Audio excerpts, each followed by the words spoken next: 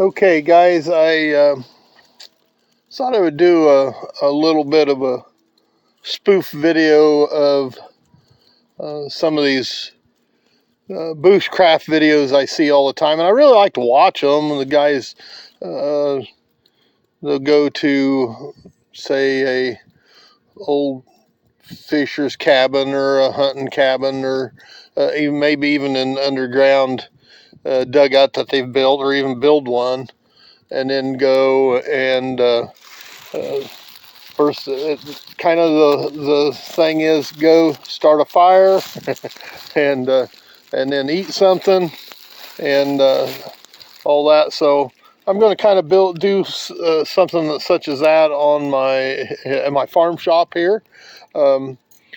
I will. Let's go ahead and step on in. I got to unlock the door here. Got my key ready. Last night, guys, it was about 3 o'clock in the morning. I seen we had 10 below. I did happen to check. I got some. Get the tunings turned down here. But anyway, I did happen to check the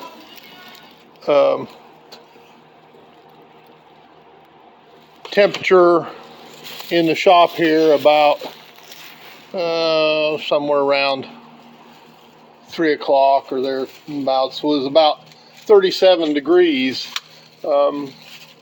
And I'll kind of go through my heating system a little bit with you guys too, and kind of talk about that. I kind of want to kind of give you a show of how it really works. If you notice, my furnace is on. I actually thought I turned it off out in the driveway. I've got a Wi-Fi switch on it, and I can turn it on and off with my phone, which is really handy. Worked really good when I was working in town. Say I was going to come out and do a little work in the shop in the evening. I could just get on my phone and push the switch and turn the furnace on, and it would already be warmed up in here instead of having to wait for it to warm up when I got home. There, I turned it off manually. Can't show the video of turning it on and off with the phone when I'm on the phone. What I'm going to do here in a minute is I'll fire up my GoPro and make some more video with it, and instead of using my phone. But if you look right here on the wall, I just pulled the Romex out of the fuse box and put an outlet on it, put a plug in, put an outlet on it, and then down there at the bottom, and then I just plugged this Wi-Fi switch into it and put a socket on the end and plugged it into the switch. And now I can just push that Wi-Fi switch and turn my furnace on. So what I'm going to do here, guys, we'll go back in the back and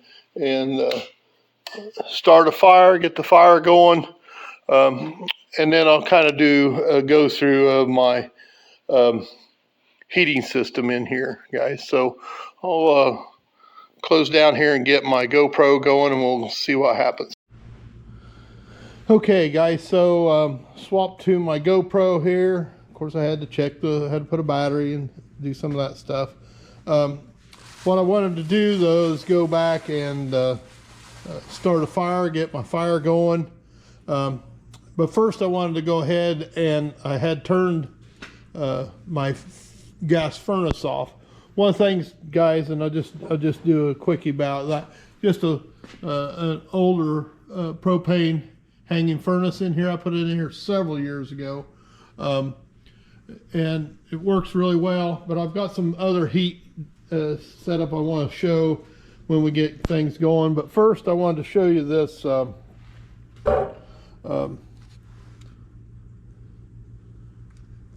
app for my Wi-Fi switches. Okay, so if you notice here, one of them, guys, I got one here for my skid loader engine heater. I've got one out in the silo building, and I can plug my skid loader into it, and then when I want to turn it on, in about 2 2 or 3 hours ago I turned it on because I'm going to have to push some snow out here this afternoon. So I want to give it 2 or 3 hours, 4 hours, 3 or 4 hours to warm the engine up. After a bit, I'll go out and we'll check it and see if the block's warm. Notice also I have my floor heat on, and I'll show you that when we get done, get the fire going, and maybe even eat a bit first. Then I want to show you a little bit about my heating system.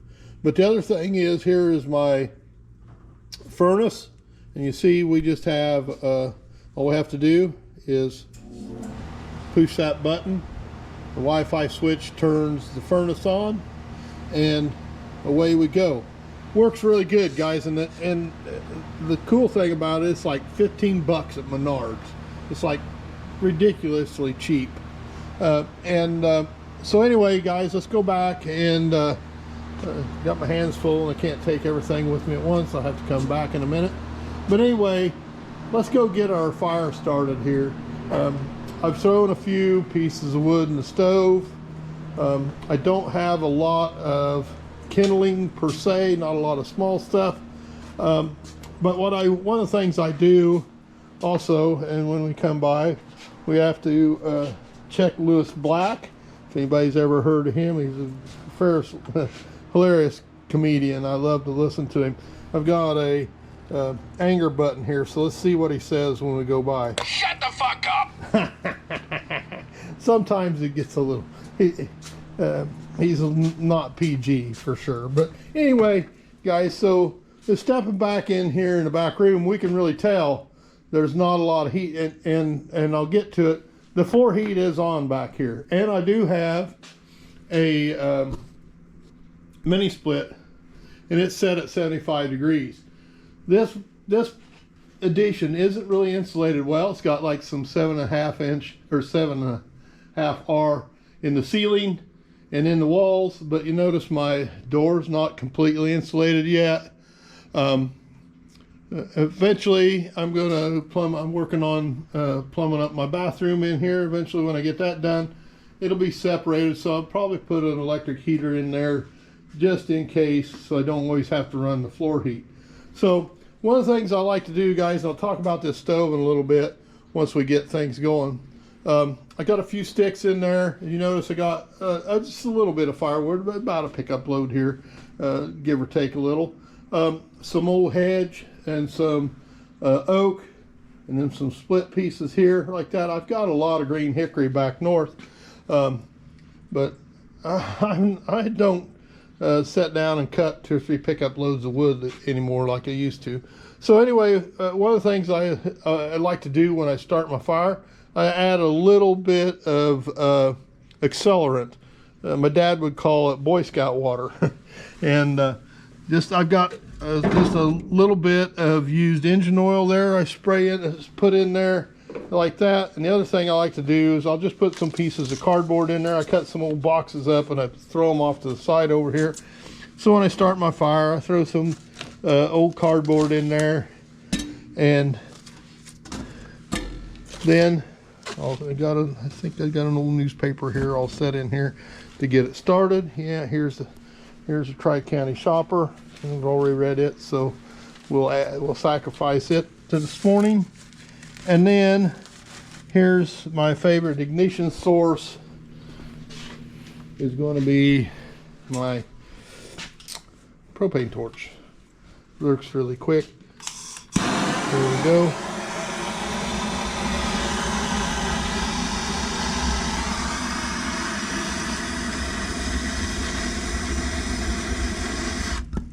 Okay, got that going. The other thing is, here, get the door shut, and I've got the ash door open for some draft.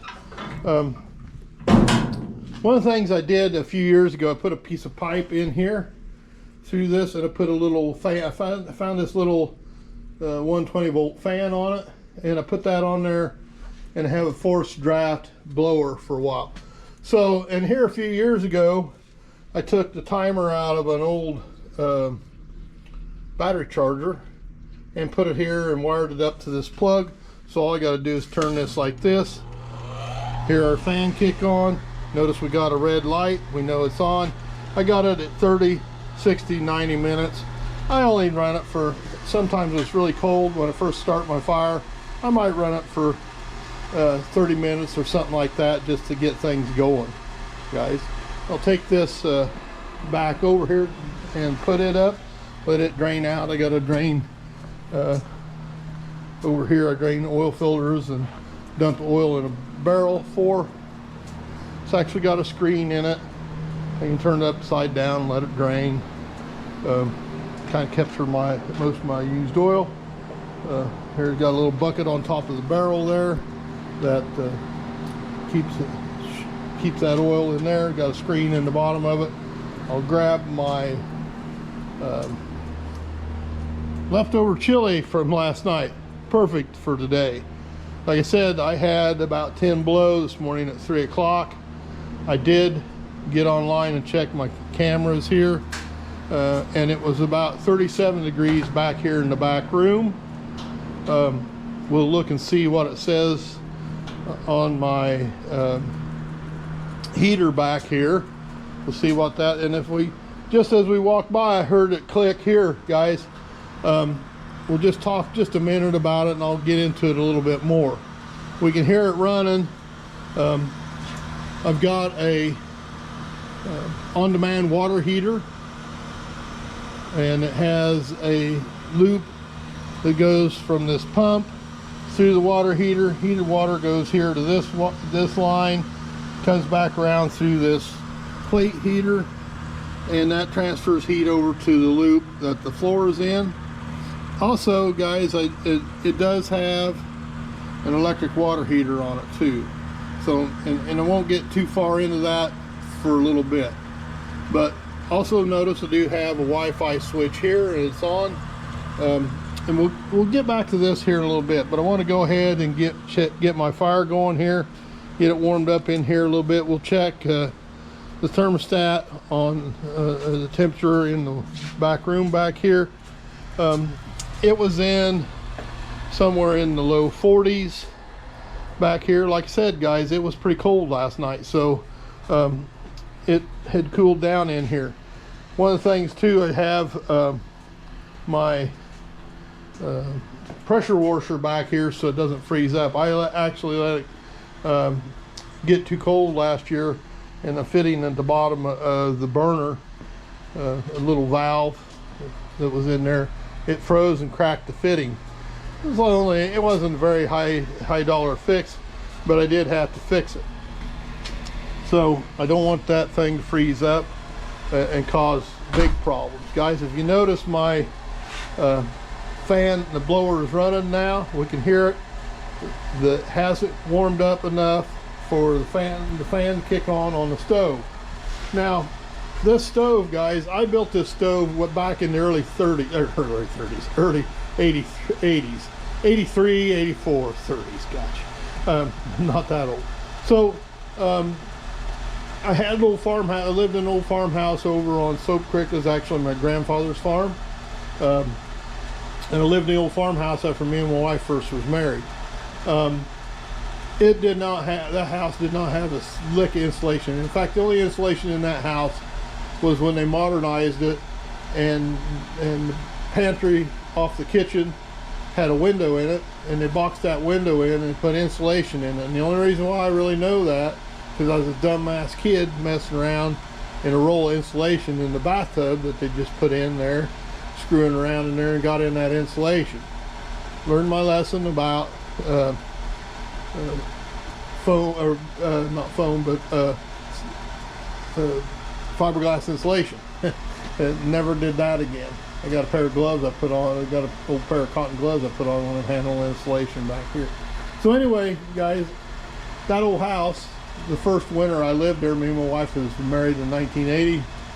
First winter I lived there, I think my gas bill was like $1,700. And honestly, guys, it took me a couple years to pay that off. I didn't have that kind of money. My wife was making $5-6 an hour at the county hospital, and I was just doing odd job stuff. And I actually was working at Spillman's at the time and doing a little repair work at night, and it took me a long time to pay for that. Later on, I put a wood stove upstairs in the house, and it kept it fairly warm upstairs. But what would happen is that then the furnace wouldn't run, the pipes wouldn't stay warm under the house, and it would freeze. So later on, I built this stove. This stove is, the firebox is 33 inches wide and 30 inches deep. It's actually the 500-gallon propane shell from went out to when the tank plant out here south of Bluefield was in business. I went out and got a scrap shell and cut it in half. That's the firebox. Originally, guys, I built it. It didn't have the ash door on it. It actually had a door off of an old stove I had mounted on there. It worked all right. And then I had it framed up with angle iron and tin screwed to it. And actually worked pretty decent. Fire that thing up in the basement, and it would actually get the heat exchanger warm in the gas furnace in the basement. And when both of those fans run, you could keep that house warm. It was like feeding Mike McGilligan's steam shovel in the basement, though. It really took a lot of fuel, a lot of wood. I remember one specific year, and I think Elmer Hopkins had logged out some timber on his place, and there was a whole bunch of tops, oak tops there, and he was sawing them up and selling them. And I would go by a pickup load, and I don't remember what he charged me for them, but anyway, I would go and load them up and heap and pickup load on my old pickup, guys, and I guarantee you she was way over a ton worth of wood on it, and all it would hold. I mean, all it would hold. You put one more stick on it and roll off. And anyway, I think I burnt 13 loads of that in one winter. Like I said, that old house did not have any insulation in it at all. So when I moved out of there and moved to town, this stove stayed in the basement. I know Brian Horn lived there for a while. I know he fired her hard with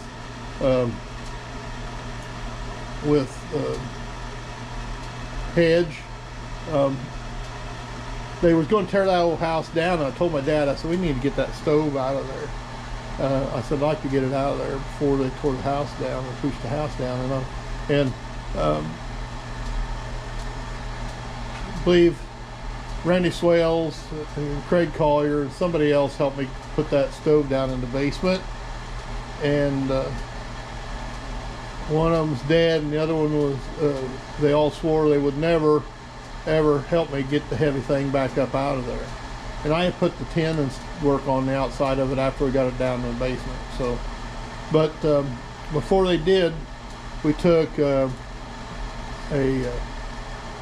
Dad's bale unroller. We had one of those unrollers that fit in the back of the pickup and we had a piece of pipe we put in between it with a chain on it. And actually, when I built it, guys, the flue comes out of the back of the firebox on this one, on the back side, then comes across underneath here, and then comes out the front.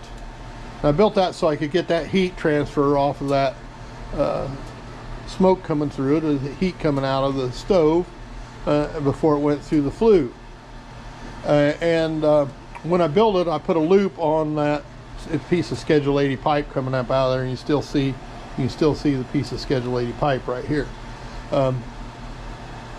When I put a loop on that, then I could pick it up with a chain and lift the whole thing.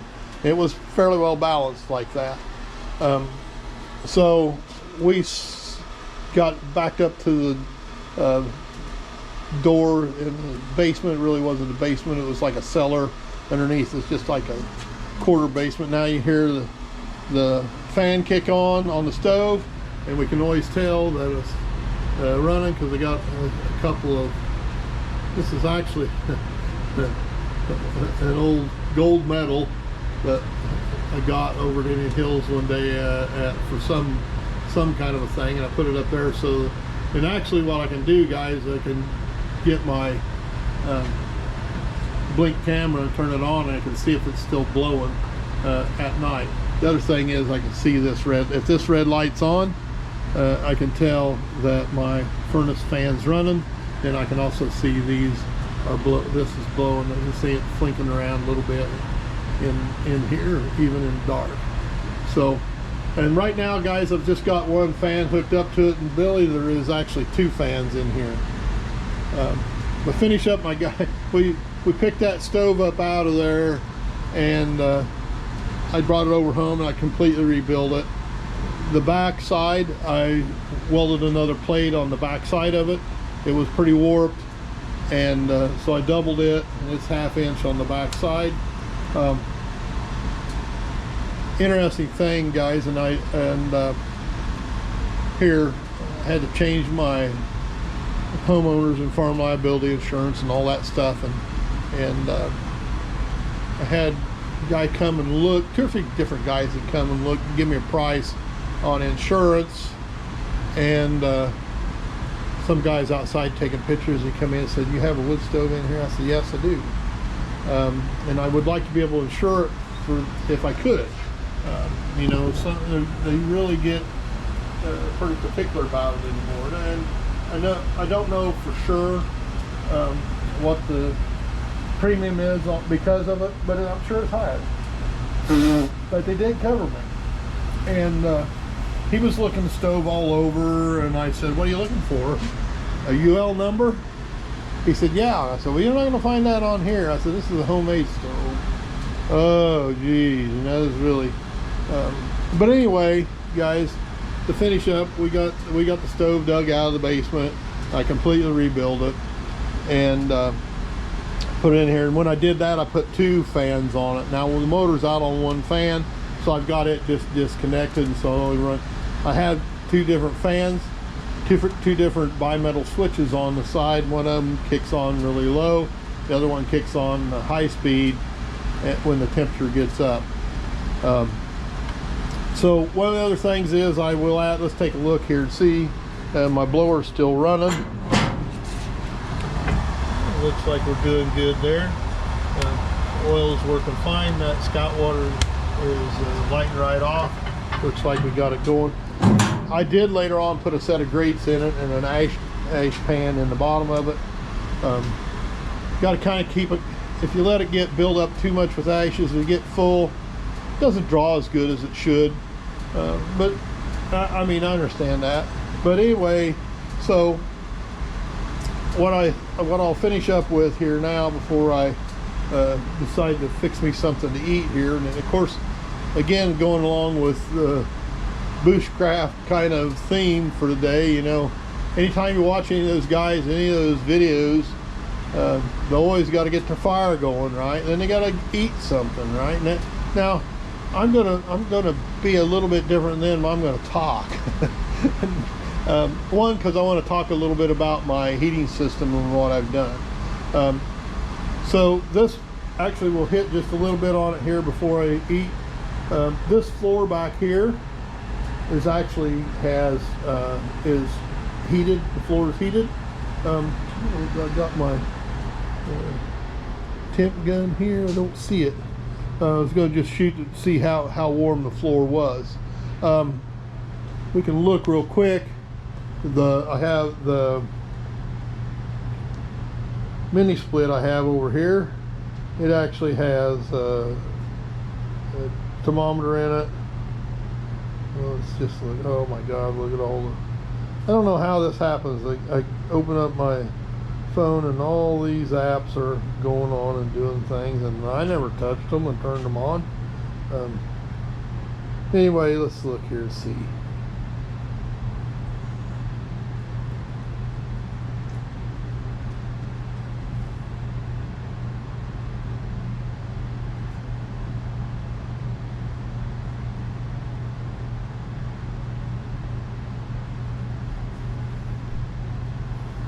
Okay, so here's the app for my mini split. It's a Pioneer brand.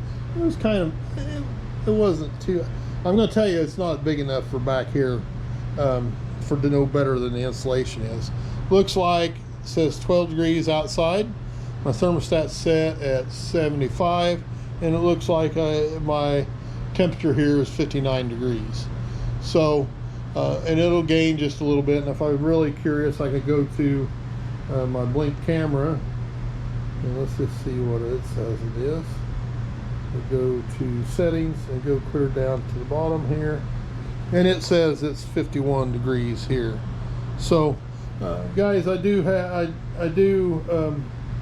keep cameras on around here. I've got a few around. Got so much stuff. I hate for somebody to walk in and help yourself to it. Just a little bit of insurance. And I notice here, just while I'm at it, here is one of those Wi-Fi switches.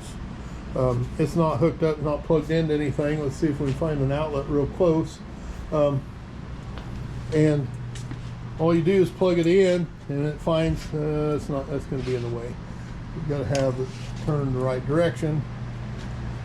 Oh boy. Okay, yeah, over here it will. So, so one of the things I've done too, guys, you notice these outlets. I got two of the grounds up, two of the grounds down. The reason I did that, I used to have these trouble lights that were fluorescent, and it had the starter and stuff on it. Now see, we plugged that in already, and that blue light means we got Wi-Fi connection on that switch. And that's the one I had in the back room for my bird scare away thing. And I'll unplug it. I don't need it for right now. But anyway, guys, that's just a little bit of what's going on here. I'll fix me a little bit of something leftover chili is what I have.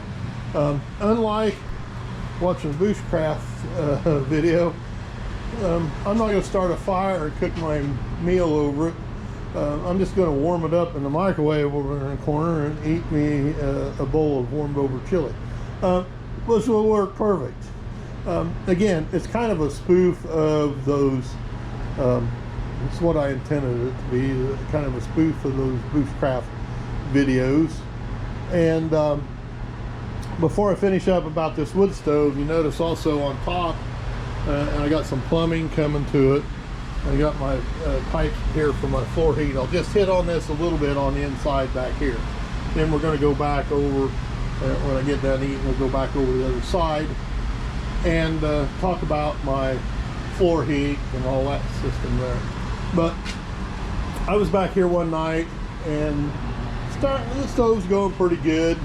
And I just took my temp gun and shot it. Let's just look and see if I can find that thing real quick.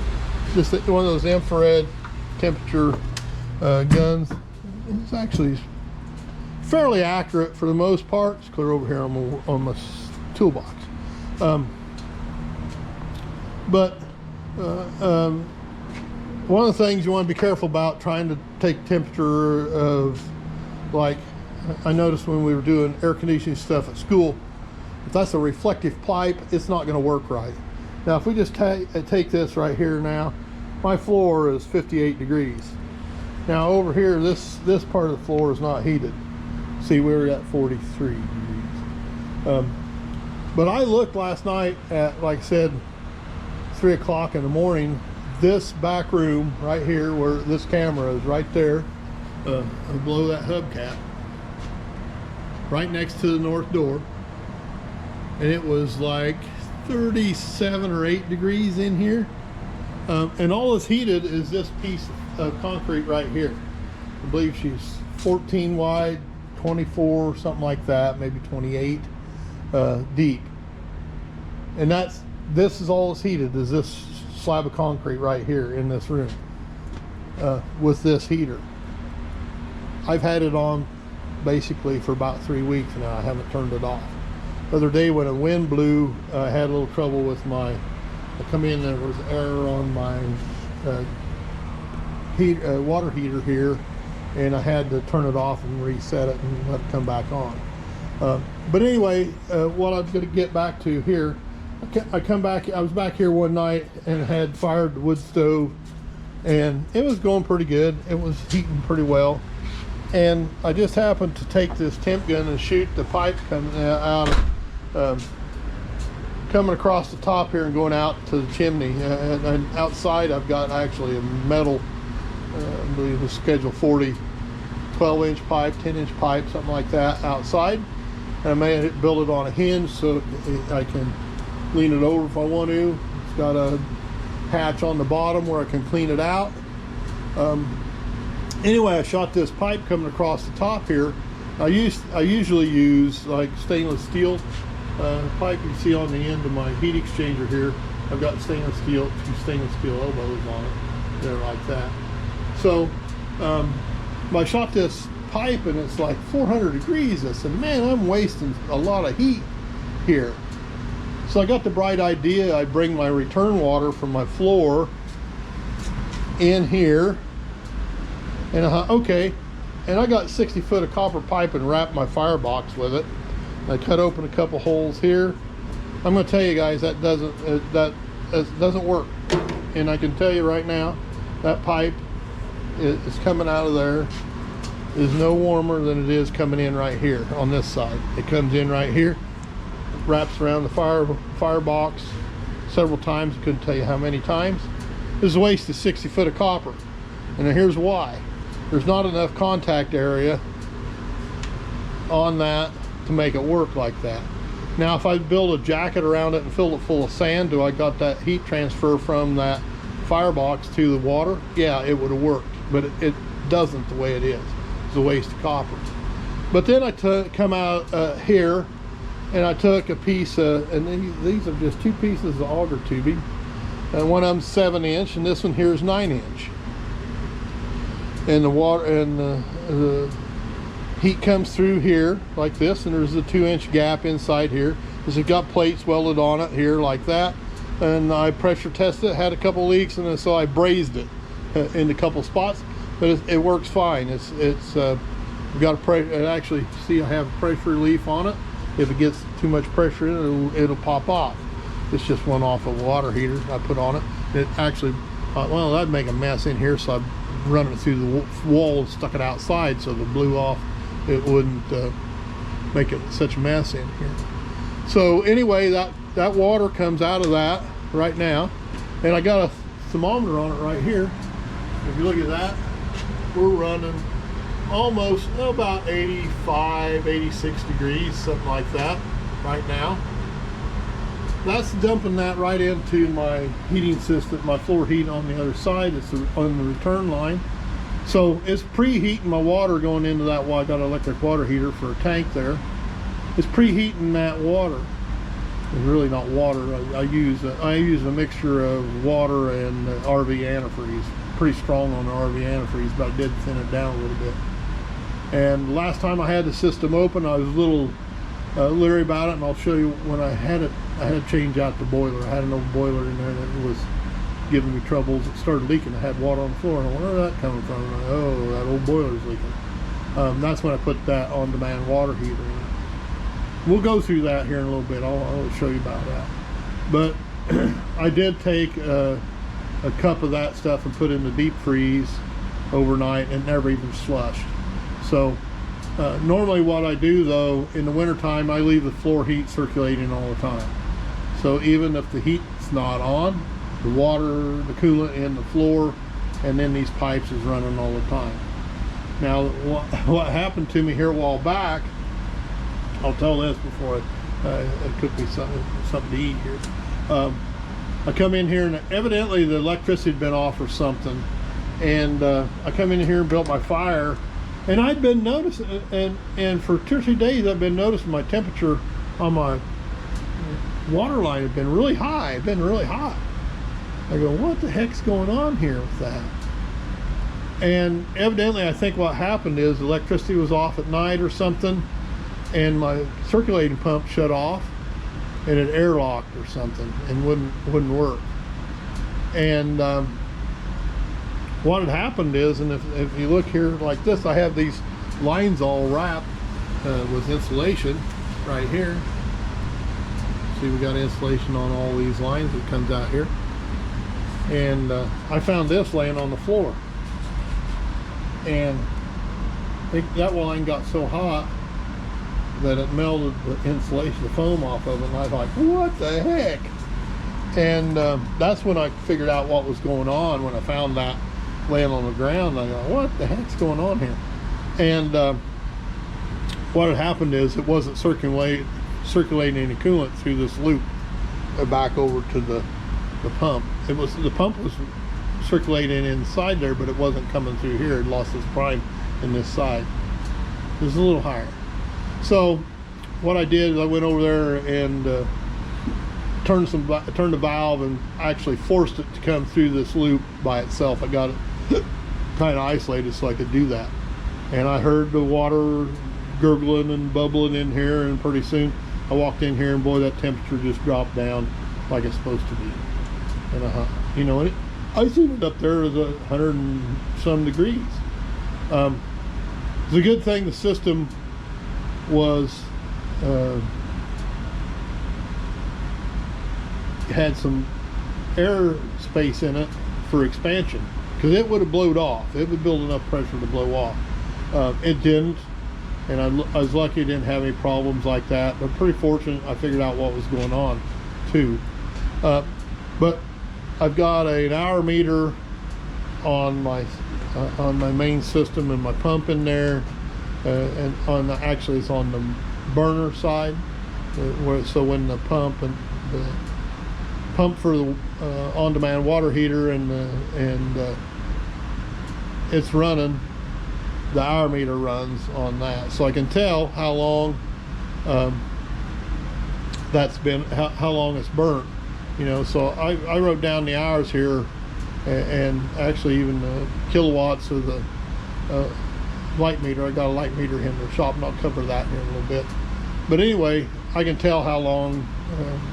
I noticed the other day, I just looked at it, and it would have been about a week or a little more, and that thing had continuously run 9 hours altogether. So but with this water heat system, it cut my run time of my boiler and stuff down about 40%.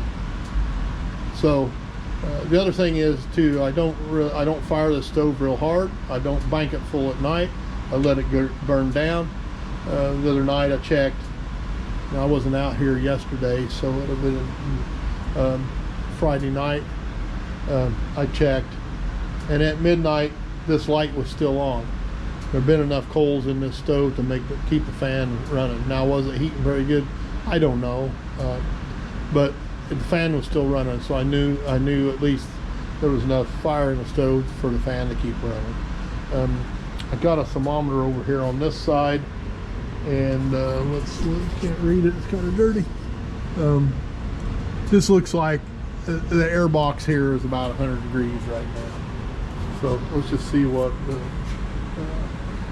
just out of curiosity, what we got here for that. 86 right here on coming out of our pipe. So guys, it's warming up in here, I can tell. Let's see, I remember checking. Yeah, see, the floor is like 58 degrees. So I'm gonna fix me something, warm me up a little bit of something here. I'll come back to it here in a second.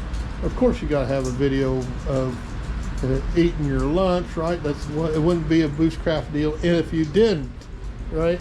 So I'm gonna pause it, and we'll be back here in a little bit. Okay, let's take a look here. Oh yeah, perfect. Look at that. Look at that. Okay. Got my lunch here ready to go. Just as on the videos, guys, you gotta have something to eat along with it. A little bowl of leftover chili. Let's see. Oh, here's my fork.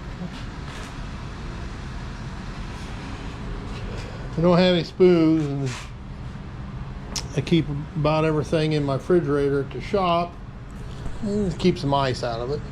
And we don't have any spoons there, So let's see. Oh yeah, my dog, she kind of likes crackers. I don't know what the heck's the matter with her. She likes crackers, so we'll give Jessie a cracker. Here you go. Okay, all right. And if you notice, guys, I do have a Bushcraft video on the TV while I'm at it. So I'm going to sit down, eat a little bit of lunch here, eat my chili. Then when I get done with that, I will go through my heating system list a little bit more, my floor heat and everything like that. Like I said, we were about 50 something in here. We'll see what we get when we get done eating. All right, so finished up with my bowl of leftover chili. I'm going to go talk a little bit more about my heating system. And I just wanted to show you here, the stove's been going pretty good. And we have somewhere about 92 degree water. Let's take a look real quick. 450 degrees there on the door. And this panel here, 330. The way this is made too, guys, I wanted to tell you just a little bit.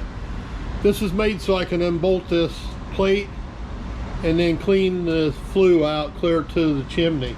That's what the purpose of this is for. And because we're cooling that pipe down coming out of the stove, it's gonna soot up a little bit. It's gonna crud up a little bit in there, and so once in a while I have to take that out and clean that pipe out, just because it's cooling it down enough to, and so some of the stuff the saws kind of come out of it a little bit and kind of want to plug it up a little bit. So you can tell the furnace is running over here now. So just a little history here on this. Just a second. So over here on this side, guys, this is originally was an open-ended machine shed open to the south, and then in 1980, actually my uncle had framed up a house, was building a new house, and the wind come along and blew it over before we had chance to get it sided or sheeting on it, and my dad got the rafters out of it, and we used the rafters to build this section here. This is I believe it's like 30 by 34, something like that. This was the trusses off of his house. We used some poles, went over to, they were replacing a bridge over on Soap Creek, and they had all the bridge pilings. We got the bridge pilings, and Amish sawmill up here sawed them into poles for us, and that's what the poles are on this. And it was just built on the end of this machine shed here. A few years ago, I was back here in this part, and if you see my welding bench and stuff over here on this side, it was right along this wall right here. And you can see actually where the tin was up against the concrete that we poured it to begin with on this side. And I was looking at that, and I thought, man, I'd make me a lot more room in here if I could take this wall out, move my bench over there. Now I just wanted to tell you here while I'm talking, you could just hear that contactor click. Right now, this water heater kicked on. And so I'll get back to that part of it here. But right now you can hear the water heater run. So I started out, when I started this whole deal, I put heat in the floor just in this section right here. It's just, I believe it's 14 by 24, 14 by 20 something, 22 maybe. Don't quite remember, probably 24. But anyway, I put heat in this floor. And so what it started out with was just an electric water heater with a circulating pump on it, this one here, and it just circulated the water through the floor. And I used just the heating elements in the water heater and the thermostat and at the bottom of the water heater to control the temperature And what I did, I put both elements run all the time instead of like a regular water heater, only one, then the other one runs. I put these two contactors up, and so the thermostat on the bottom of the water heater controls the temperature of the tank, and when it would cool down, and I think I got it set at about 90 degrees, somewhere in that neighborhood there. And if we happen to look right here now, we can see the temperature of the water coming out of the water heater, and it looks like to me we're about 85, somewhere in that neighborhood. Yeah, no, about 80. So, but anyway, and it worked, and it kept the chill off in this shop, and I found myself working over there a lot more than I did here on this side, because the floor was warmer. So in the meantime, one of my friends had an old gas boiler, and he replaced it with a high efficiency one, and I took and put it in series on the return line and preheating the water into the water heater. And it was an old gas boiler. It was an Acomatic is the brand name. And I actually, one day I'm seeing water on the floor or coolant on the floor, and I go, wait a minute, what's going on here? And the boiler had a leak in it, and so I took it out. I was trying to figure out what to do, how to quite do that. And I wanted to be able to leave it with it's circulating all the time, the floor heat water circulating again, because I was a little, now see there, it kicked off, the temperature come up in the tank, and the thermostat kicked it off, the elements kicked off, and then my pump quit running, and then when the pump quits running, the water heater quits. So anyway, I was using this, just the electric side, and just this floor here, and it was run, you know, if I left it on all the time, and I kind of experimented with it a little bit, because I was afraid it cost a lot of money, and it would spend about $100 a month just on electricity to heat that floor over there, although it kept it warm and it kept it from freezing in here. And that was one of the things, my goals was to keep it from freezing in here in the wintertime. But it took a little bit to do it, and then again I put this boiler in line with it, and that kind of helped it out. And I put a switch on it, so it didn't always run. I could turn the boiler on when I was here. I didn't like that boiler on when I wasn't around and knowing what was going on. So as time goes on, and the boiler started leaking, I go, what am I going to do now? So what I ended up doing is using an on-demand water heater, and just put it in a loop separate from the loop with the floor.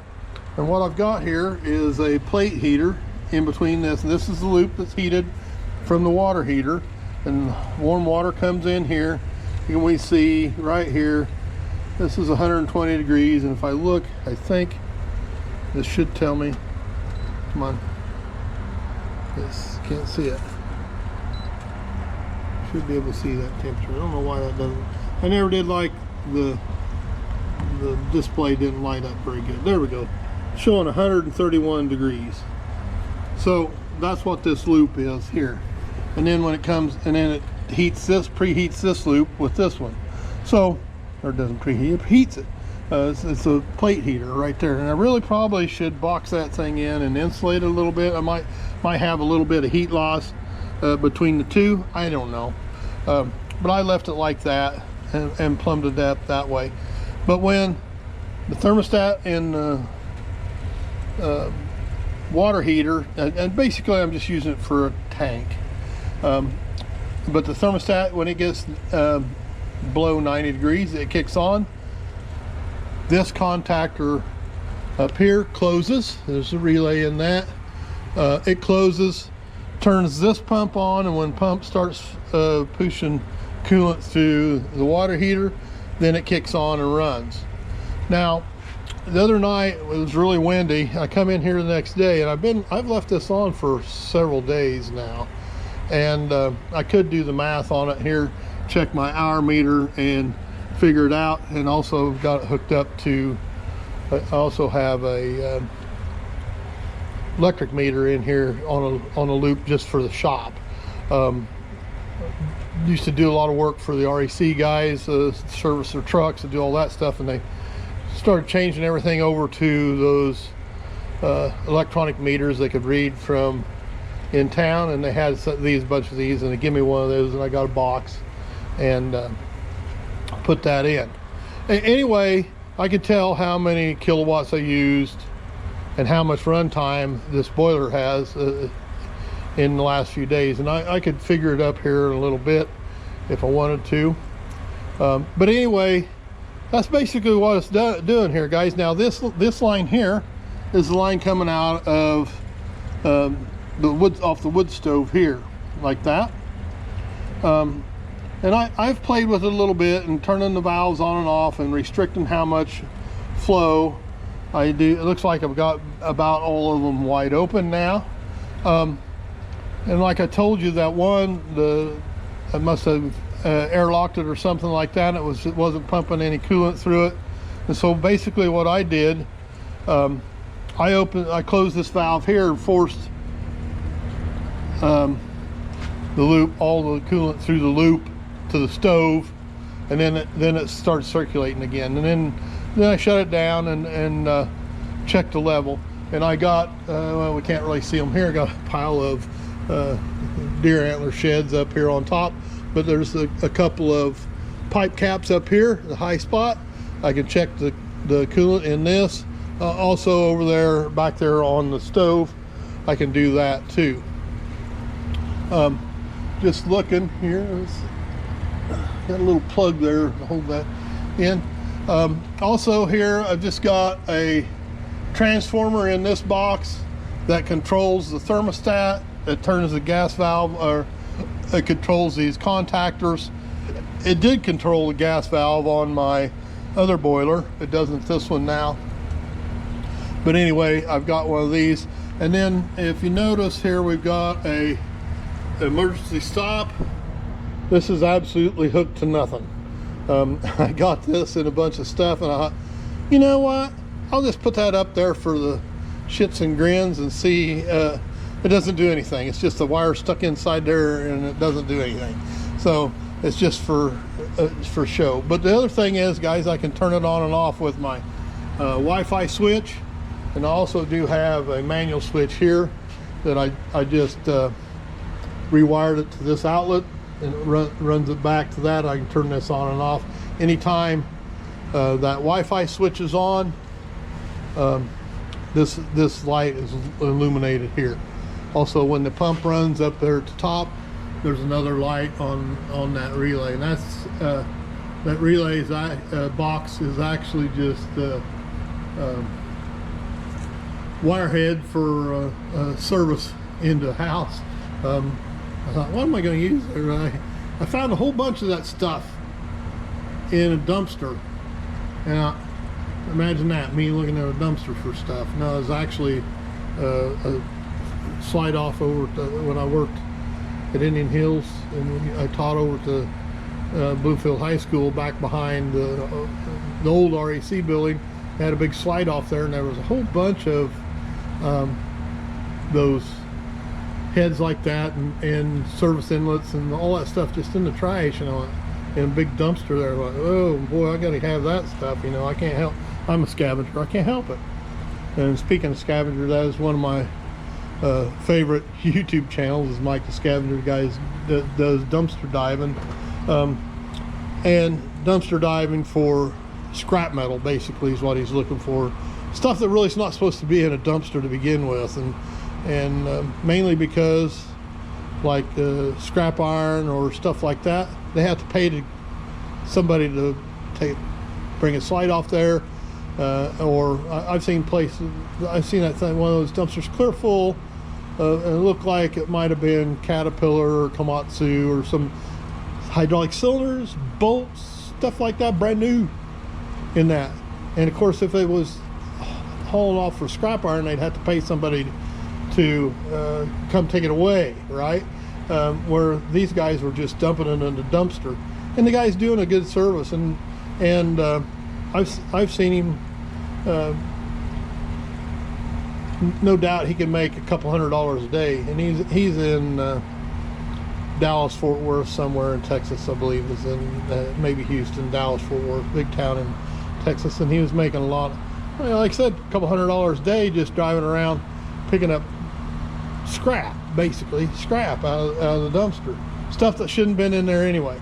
So anyway, kind of got off the beaten path there a little bit with that. But anyway, that's how my heating system works, guys. And notice there's another pressure relief on this this loop here too. There's a pressure relief valve on this. There actually is a pressure relief on the water heater too. And these plastic lines are all plumbed outside, so if they pop off, they go outside. This one here, I actually got caps on it here, so I can actually fill this side separate. I rigged up a pump, a little drill pump, and I could fill it full. Worked pretty good. So I'll finish up with my heating stuff, guys, and I'll just step out here for just a second out here in my new part of the shop, a new part of the old building. This building was actually built in '67. This machine shed. My dad built it way back then. What were you doing out here? Did you just come out here? You're pretty quick. Anyway, just a little bit. There is heat pipe in the floor on this. It's not hooked up yet. It's pretty chilly out here. Here's the boiler I have for this side here. I'm going to do basically the same thing. This boiler is set up here on top of this. I got another water heater, and we're going to put it down here just for the tank. The boiler will be up here, and also there'll probably be a separate loop with a radiator and a fan on it, so I can actually have some forced air in here too. So these two stalls here will be heated. Also, the third one over here, the west end, will not be heated. So, but anyway, guys, and it's a little chilly back here. I do have a propane heater that I use back here when I'm working. My dad bought this thing way back, late 60s. I remember the old two-story farmhouse we lived in here, and once in a while the pipes would freeze underneath of it, and he'd open up the scuttle hole and blow that underneath there. In about an hour, the pipes would be thawed out. Why it didn't burn the old house down is beyond me, because this plate on the front gets glowing red. It'll run. It warms it up in here pretty nice, really. I got to fix the hole in my ceiling yet. I got about 5 panels to put in yet. I haven't insulated it. It's not done yet. And then the other day I bought me another one of these, just a little one, little guy. Mainly because when I go use my skid loader sometimes, even if you clean the mud all out of the tracks, it freezes up behind the sprockets and you can't get it all out of there. And snow you can get it out, because the final drive's warm enough, and that snow, you can just take a stick and dig back behind there and it'll come out of there. It'll just all fall out. But when you get mud underneath there and then it freezes, it's really bad. And I hate that part more than anything. And that's one of the reasons why I built this part on, so I could put that skid loader in here and keep it warm, so I wouldn't have a problem with it freezing up like that. Guess what? I ain't got it done yet. I ain't got it to where I can do that yet.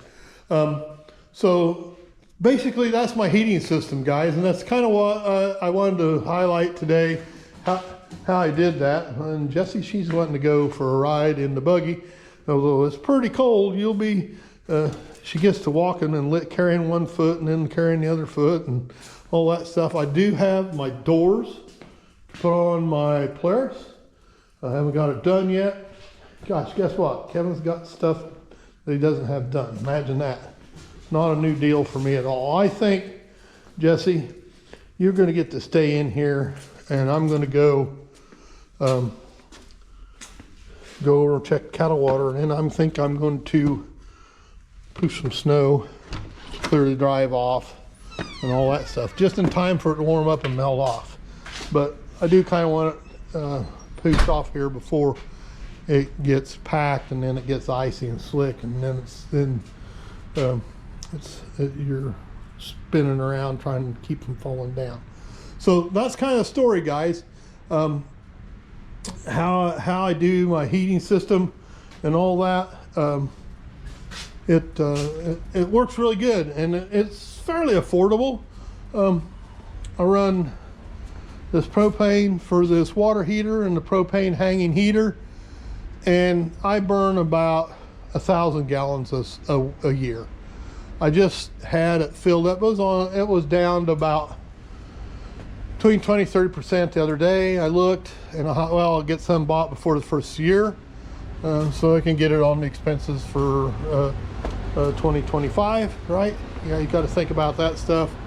But anyway, I had them put some gas in. I think it was just a little over $500 for that. So for about $1,000 or less, I heat the shop most of the time. It's pretty comfortable. Let's see, what's the floor now? Take a look. It was 58 degrees a while ago. Yeah, I see it's up to 64 degrees. We got that water temperature up. Doesn't take long. I really thought, guys, that I'd have trouble with that, getting that temperature up, you know, shutting it off and then restarting it again. It doesn't seem to take too long for it to build back up again. And I was a little leery about shutting it off, and I leave it running a lot more now when I'm out here every day. Whereas when I was working in town and didn't get out here till the evening, and sometimes just for a little bit to put my chore boots on and kind of get ready and go feed my cattle, do stuff like that, check everything.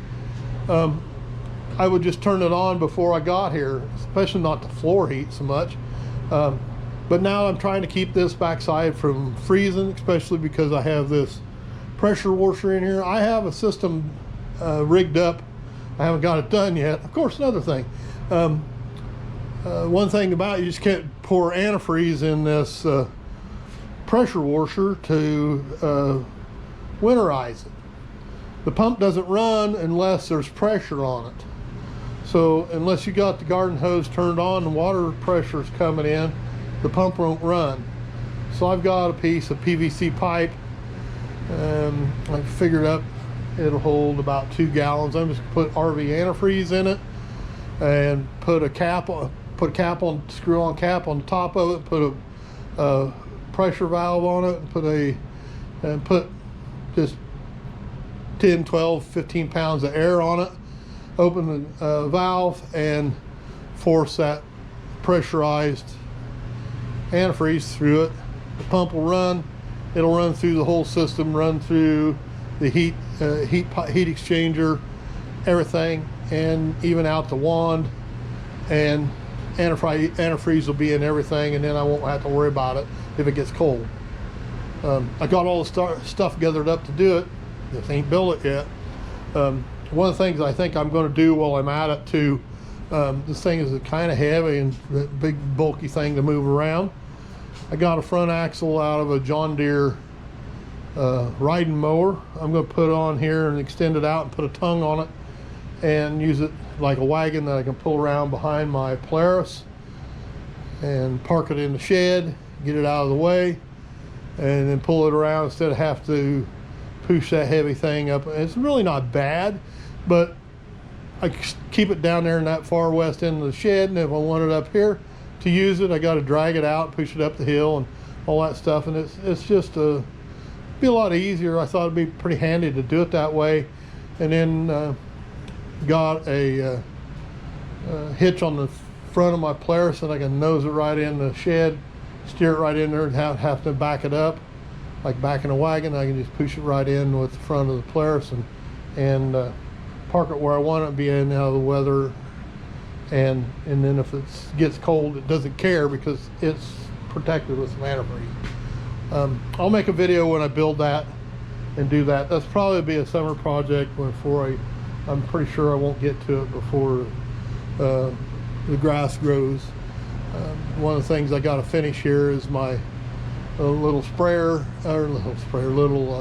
mower tractor. Let's just walk over here and take a look at that real quick before we're done. Why not have a who's who deal, right? So what I've got here is a little bee farmall, what they call farmall cultivation, is set off to one side. What I've done to it, I had to put, the clutch was bad in it. The throwout bearing was making a lot of racket. I knew it was going to go out, and it hadn't had any brakes for a long time. So I tore it all down, put a clutch in it, put brakes on it. You have to take the final drives off of both sides.